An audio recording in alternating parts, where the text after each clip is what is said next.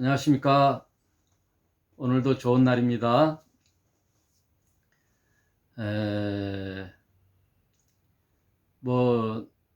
오늘이 이제 주일날이라 그래서 주님의 날, 로드스데이, 라고 그러죠. 복된 날이라 그러죠. 그런데 어떤 날만이 복된 날이 아니죠. 우리 생애의 모든 날이 복된 날이요. 모든 날이 주님과 동행하는 날이 되는 거예요. 일요일만 주님의 날이고 다른 날은 월요일부터 토요일까지는 내가 사는 날이니 나의 날이다. 그런 게 없어요. 모든 날이 복된 날입니다. 이제 우리 녹화 전에 좀 얘기했던 게 있는데, 우리가 이제 자아 형성기인 사춘기를 지나면 모든 인생의 책임은 나의 결정에 달려 있어요. 그래서 예수께서도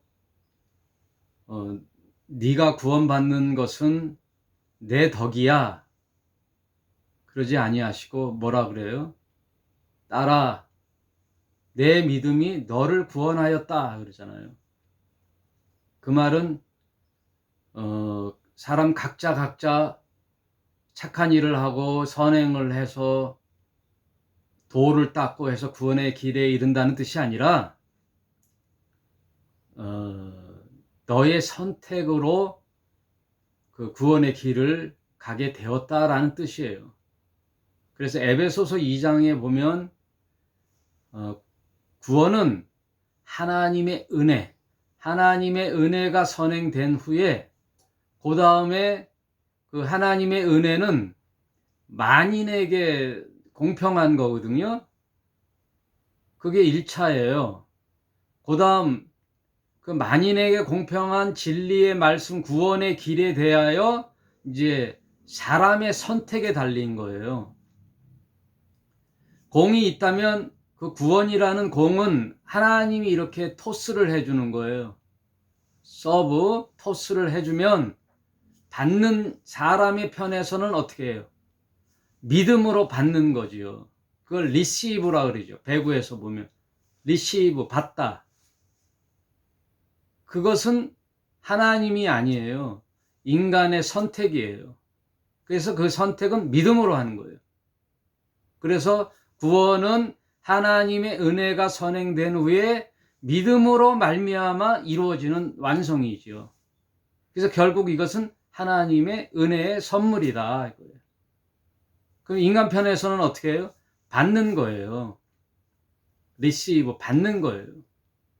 외면하면 아무리 공평한 하나님의 은혜라 할지라도 거부하는 자에게는 임할 수가 없어요. 그래서 예수께서 따라 내 믿음이 너를 구원하였다라고 하시는 거예요. 그래서 태어날 때는 불교 집안, 기독교 집안, 무교 집안에서 태어나도 이제 자라오면서 여러 가지 정보 매체나 또 전도나 문화나 자기가 겪는 그 환경에 의하여 진리를 접하게 되잖아요. 여러 말씀, 뭐 타 종교도 마찬가지고요. 그러면서 결국은 선택하는 것이 자기 주도적 선택이라는 거예요. 믿음은 개인별 자기 주도적 선택이에요. 그 선택으로 구원에 이르느냐, 그렇지 못하느냐, 그 이야기입니다. 그 이야기가 오늘도 이제 얘기가 될 수 있겠어요. 오늘은 지난 시간에 이어 열왕기를 이제 두 번째 시간입니다. 열왕기서 두 번째 시간. 여러분, 열왕기는 어떤 이야기냐 한번 이제 편하게 얘기 들으시고, 우리 부활의 교회는 자기 주도적 신앙으로 이제 살펴보셔야 됩니다. 맞선의 자리에 놓으면 이제 당사자한테 달린 거예요. 맞선에 이르기까지, 소개팅에 이르기까지 친구라든지 여러 뭐 지인이라든지 부모라든지 이렇게, 혹은 맞선 뭐 회사를 통하든지 어떤지 간에 배우자의 선택은 당사자에게 달렸듯이 교회도 마찬가지예요. 어느 목사든 어느 교회든 통하여 말씀을 통하여 예수라는 분을 소개를 받았다면은 이분이 과연 누군가를 결정하는 마지막 선택은 자신에게 달렸다는 거예요. 그래서 개신교에 참 여러 가지 문제점이 많지만 그 중에 하나가 너무 목사 의존도가 높다는 거예요. 목사 의존도. 목사님에 따라 많이 이제 결정이 되는데, 우리 부활의 교회에서의 지향점 중에 하나는 그것을 탈피시키는 거예요. 목사 의존도를 벗어나 자기 주도적 결정권, 자기 신앙은 자기가 주도해서 나가는 거예요. 너무 목사에게 의존하지 마시고, 저 사람이 나와 살 평생의 배우자인지 아닌지 결정은 나에게 달려있는 거예요.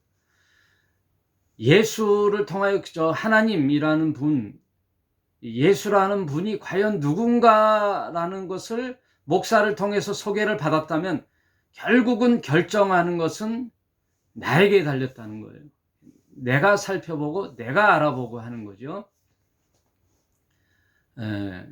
그래서 목사는 교사에 충실하는 거예요. 예수라는 진리의 말씀을 소개해 주는 교사로서의 직분이지 제사장의 직분이 아닙니다. 이제 바뀐 거예요. 그걸 아셔야 되는 거예요. 목사가 모든 단체를 리더하고 주도하고 이러는 게 아니에요. 목사는 교사로서 예수라는 분을 소개하는 것으로 끝나고, 그 소개를 들은 자들은 자기가 결정하는 거예요. 여러분, 대학에 어떻게 가죠? 대학에 열심히 교사의 말을 듣고 공부를 열심히 하는 당사자는 누구예요? 본인이에요. 공부를 열심히 하는 자는 본인이라고요. 그래서 대학에 어떻게 가요? 본인이 시험 쳐서 들어가는 거예요. 결혼은 누가 해요? 본인이 하는 거예요. 본인이. 제 주위에 100번 선 본 사람도 있어요. 100번. 예? 예전에 이제 경남 스튜디오라고 저 강남에 있는데, 제가 사진할 때 이제 이렇게 단골로 이렇게 주 거래처로 이제 자주 방문했었는데, 제가 목사가 된 지 한 20년이 되니까 며칠 전에 이제 서울 가는 길이, 그 강남 쪽에 갈 일이 있어서 가다가 참 그분들이 궁금해 가지고 이제 그 반포에 있거든요. 경남 아파트 내 상간에 경남사진관이라고 있었는데, 거기를 이제 가보려고 갔더니 간 곳이 없고 그 상가가 없고 고층 아파트가 즐비하게 들어서 있고 막 개발을 하고 있더라고요. 그때는 경남 아파트가 반포 아파트처럼 이제 5층짜리 아파트였는데, 갔더니 막 그냥 20, 30층 되는 이제 고층 아파트가 즐비하게 들어서고 완전히 거기가 달라졌어요. 그래서 찾아가지 못했는데,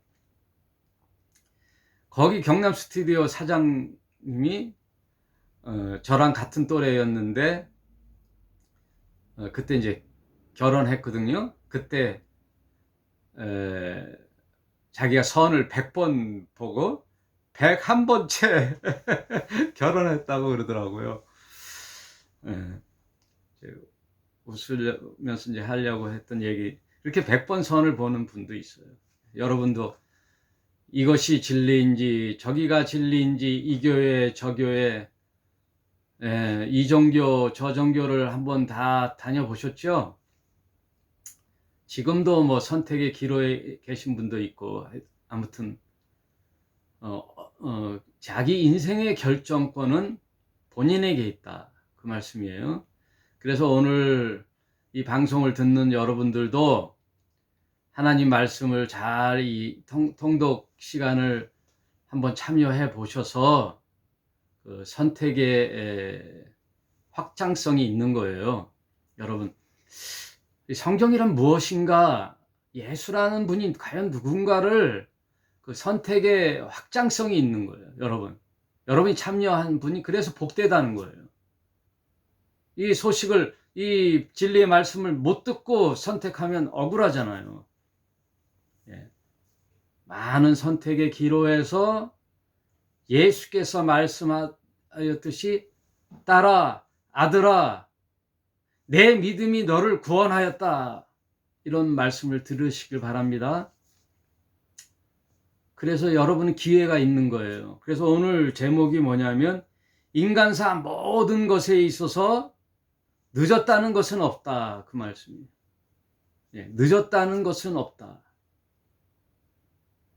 인간사 가장 귀한 것이 지금 바로 이 순간 돌이키면 된다 이거예요. 이왕사 지나간 건 다 이제 끝났어요. 과거예요. 지나간 건. 돌이킬 수가 없어요. 지나간 것은. 어제 일도 돌이킬 수가 없어요. 그러니 프리젠트, 이게 지금 이 프리젠트라는 말이 현재라는 거잖아요. 영어로 현재라는 동시에 또 같은 번역으로 선물이에요. 지금 현재, 프리젠트라는 말이 선물이신 지금이라는 현재라는 동시에 선물이라는 뜻이 있는데 바로 지금 이 순간이 선물이에요. 무슨 선물이냐? 돌이킬 수 있는 유일한 시간이 지금이에요. 기회예요. 돌이킨다는 말, 찬스라는 거죠. 기회. 내가 인생에 어떤 마음으로 살 것인가? 내가 무슨 결정을 하고 살 것인가? 그게 지금 현재라는 뜻이죠. 그래서 우리 부활의 교회는 무엇보다도 종교적 절차나 행위보다도 하나님 말씀을 알아야 되는 거예요. 하나님의 진리의 말씀을 깨달아 내 선택을 할 수 있는 찬스를 보는 게, 기회를 보는 거예요. 이게 이 목사의 말이 아니에요. 여러분, 하나님께서 말씀하셨어요. 내 백성이 망하는도다. 왜 망하는지 아십니까? 호세아서에 내 백성이 하나님의 아는 지식이 없으므로 망하는도다 그랬거든요. 하나님을 아는 지식이 없어 망하는도다. 하나님은 제사와 예배에 있지 아니하고 하나님은 인내하는 긍휼의 마음이 하나님이 원하신다 그랬어요. 아주 극단적으로 나는 제사를 원치 않고 사람에게서 인애를 원하느니라 그래요. 하나님은 제사를 원치 아니한다 그랬잖아요. 제사를 원치 아니한다. 그럼 뭐를 원하느냐? 하나님을 아는 지식과 하나님에게 나가는 통회하는 돌이킴을 하나님은 원하신다는 거거든요. 말씀에 이제 본질로 들어가서 이제 진도를 가야 돼. 자꾸만 곁길로 가면 이제 시간만 가고. 무슨 뜻인지 알겠죠? 하나님은 제사나 예배를 원치 않고 자비와 긍휼을 원하시느니라. 이 말은 무슨 뜻이냐? 네가 살아가는 때 가장 중요한 건 뭐냐 이거예요. 뭐냐 이거예요. 진리를 잘 깨달아 선택하시길 바라요.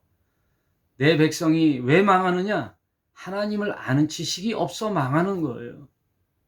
하나님의 원뜻이 무엇인지를 아셔야 되는 거예요. 이사야서 66장에도 말씀하셨잖아요. 네. 내가 원하는 것은 건물이 아니고 내가 원하는 것은 제사가 아니라 통회하는 자복이고 가난한 심령이며 하나님을 두려워하는 경외라 그랬잖아요. 이 세 가지, 딱 세 가지. 내가 원하는 것은 성전이 아니고 저 건물이 아니고 제사가 아니라 뭐예요? 가난한 심령과, 그게 첫째예요. 두 번째, 통회하는 자복과, 그건 뭐예요? 회개. 세 번째 뭐예요? 하나님을 두려워하는 경외심이다. 이 세 가지를 하나님이 원하시는 거죠.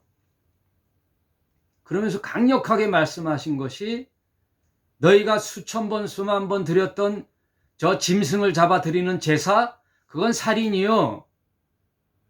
그건 살인이요. 두 번째, 개의 목을 꺾는 거와 같다. 저 양을 바쳤던 것은 개의 모가지를 꺾는 거와 같다. 그 말은 뭐예요? 통회하는 자복과 긍휼한 마음이 없이 드리는 제사는 내가 받지 않겠다. 이거예요. 오히려 저게 혐오스럽다. 그런 거죠. 그래서 성전의 문을 닫았으면 좋겠다. 이러는 거예요. 진정 하나님이 원하는 것은 통회하는 자복과 가난한 심령과 이웃을 살피는 가난한 심령과 하나님을 두려워할 줄 아는 경외심이지, 그것은 온갖 데 없고 형식적으로 드리는 제사나 예물과 번제는 오히려 하나님께 욕된다, 그 말씀이에요. 여기까지 하고요. 이제 진도를 나가 보면 오늘 열왕기서는요, 솔로몬 시대에 남유다와 북이스라엘로 이렇게 분리되는 거예요. 여러분, 구약의 모든 말씀과 역사는요, 무슨 얘기인지 아세요? 결국 예수님의 얘기예요. 예수 그리스도에 대한 모형이요, 그림자요, 몽학 선생이에요. 그러니까 구약의 모든 이야기, 신약의 모든 이야기의 재해석은 어떻게 해야 되느냐? 예수를 보라는 거예요. 예수께로 가는 거예요. 예수께로. 그래서 예수님이 뭐라 그러셨냐? 영생은 나를 아는 것인데 너희가 영생을 알고자 성경을 상고하거니와 성경은 나에 대한 증거로다 그러셨거든요. 성경 전체가 예수 이야기인데 그 예수를 통하여 너희가 뭐를 얻고자 하느냐? 영생을 얻고자 한다, 그 말씀이에요. 그러므로 구약에 있는 모든 이야기들을 어떻게 이렇게 초점을 맞춰서 이해해야 되느냐? 예수 얘기라는 거예요. 예수 그리스도. 그러므로 구약의 이스라엘 역사가 지식적으로 이스라엘을 아는 역사가 아니에요. 이스라엘의 역사를 지식적으로 깨닫는 게 아니에요. 이제 솔로몬에 의하여 남유다, 북이스라엘로 이렇게 나눠지거든요. 그러면서 열왕기 상하가 이렇게 기록되어 있는데 남유다를 중점으로 기록한 것이 역대기 상하고요. 북이스라엘 중심으로 기록한 것이 열왕기 상하예요. 그런데 이런 모든 이야기들을 이스라엘의 역사의 지식적 이야기로 듣는 게 아니라 누구 얘기라고요? 예수 그리스도 얘기라는 거죠. 우리의 신앙적 관점으로 봐야 된다는 거예요. 이제 갈라지는 거예요. 마치 모세가 홍해를 치면 갈라지듯 갈라지는 거예요. 복음이 진리가 선포되는 데는요, 갈라져요. 나눠져요. 이렇게 나눠져요. 네 편, 내 편 갈라치기가 아니라 진리가 가는 곳에는 받아들이는 자가 있고 거부하는 자가 있다라는 거예요. 그래서 하나님께서는 그냥 이 세상을 인간들이 해 나가는 인간 역사로 놔두면 되시지 왜 이스라엘 백성을 선택하실까요? 나눠진다는 거예요. 열방의 나라가 하나님의 말씀으로 나눠지는 거예요. 그래서 하나님이 이스라엘 백성을 택하시고 결정적으로 하신 말씀이 레위기에 나오지요. 내가 거룩하니 너희도 거룩하라, 그 얘기거든요. 거룩한 백성으로 삼는 거예요. 이스라엘 나라뿐만 아니라 이제 열왕기상하를 보면은 북이스라엘에게도 하나님이 이제 기회를 주는 거예요.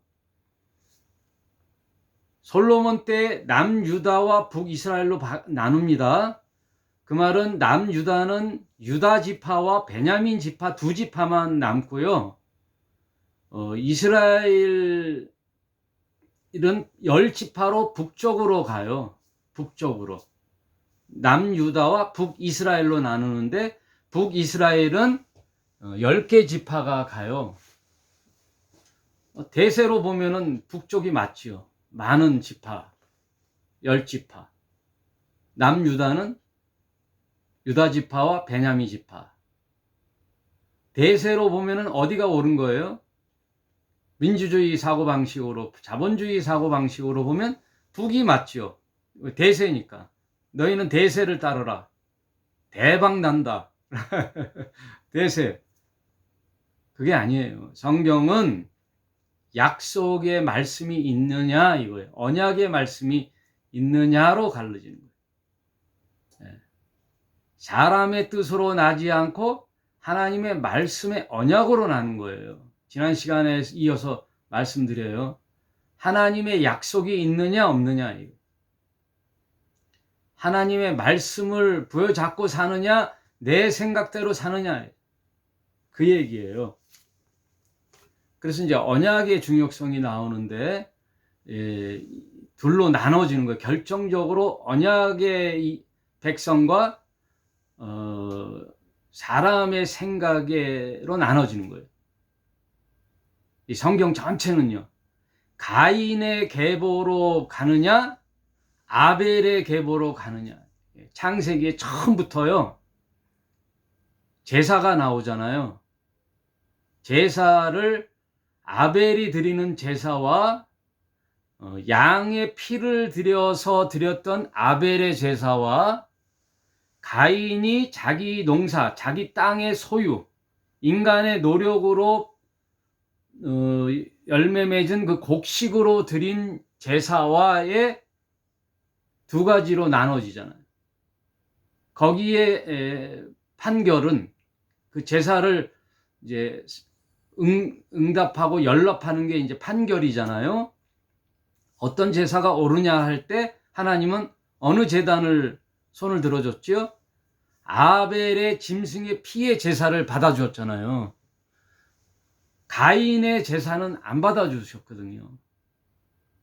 그 말은 뭐예요? 이렇게 나뉜다는 거예요.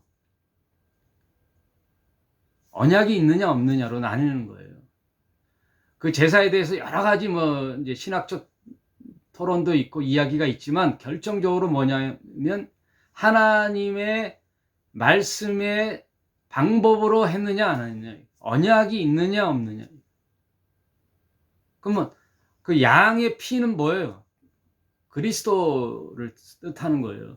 예수 그리스도를 예표하는 사건이거든요.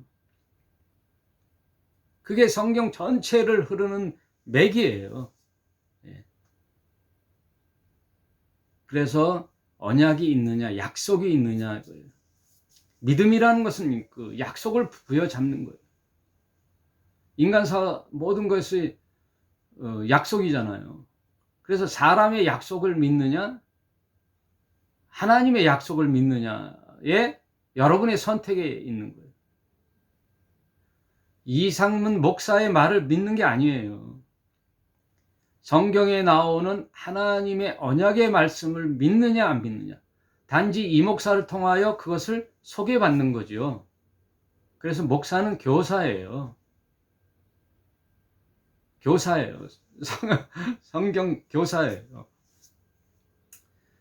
그래서 저희 말도 살펴보셔야 되는 거죠. 성경에 있는 말씀을 이 목사 자신의 말을 하느냐 성경 이야기를 하느냐로 참 선지자, 참 목자, 거짓 목사로 바뀌는 거예요. 그래서 사이비 종교 집단을 보면은 교주가 있잖아요. 거기는 예수가 없어요. 예수의 말을 빌리지만 결국 교주가 있잖아요. 교주의 말에 더 권위를 두잖아요. 교황의 교지가 성경보다 권위가 있잖아요. 사람의 말이 성경보다 앞서면 그게 사입이에요. 그러면 이제 언약을 한번 살펴보겠습니다. 이 언약이 참 중요하잖아요. 그래서 남유다가 중요하다는 거예요. 여러분, 남유다와 북이스라엘로 이렇게 나눠서 이제 역사가 흐르잖아요. 그래서 열왕기상하는 10명이 아니라 북의 왕이 20명이 있어요. 남의 왕도 20명이 있어요. 그러면서 이렇게 딱 분열 왕국으로 솔로몬 때 나라가 나뉘는데 먼저 어느 나라가 망하느냐? 북이 먼저 망해요. 아수르에 의하여. BC 722년경에 아수르라는 인류 역사의 가장 악한 나라, 이방 나라에 의하여 이스라엘이 멸망하는 동안에 약 20명의 왕이 계속 통치를 하는데 몇 번 쿠데타가 일어나느냐? 8번의 쿠데타가 일어나요. 그러니까 약속이 없는 인간들이 만든 나라에는요, 그 왕조들이 다 쿠데타를 통하여 왕조가 세워져요. 8번의 쿠데타를 통하여 이스라엘이 결국은 멸망해요. 그리고 남유다는 쿠데타가 일어나지 않고 계속 그 아들에 의하여 왕이 이어져 가요. 그러면 다윗의 아들이 누구예요? 솔로몬이죠. 그 솔로몬의 아들은 누구예요? 르호보암이거든요. 잘났든 못났든 르호보암에 의하여 왕이 이어지고, 북은 여로보암이라는 인간 조직의 패권자들이 모여가지고 만든 나라가 북이스라엘이에요. 그러니까 언약이 없는 거죠. 그래서 결국 다윗의 언약은 유다 백성, 유다 지파를 통하여 어디까지 가느냐? 예수 그리스도의 족보까지 가는 거예요.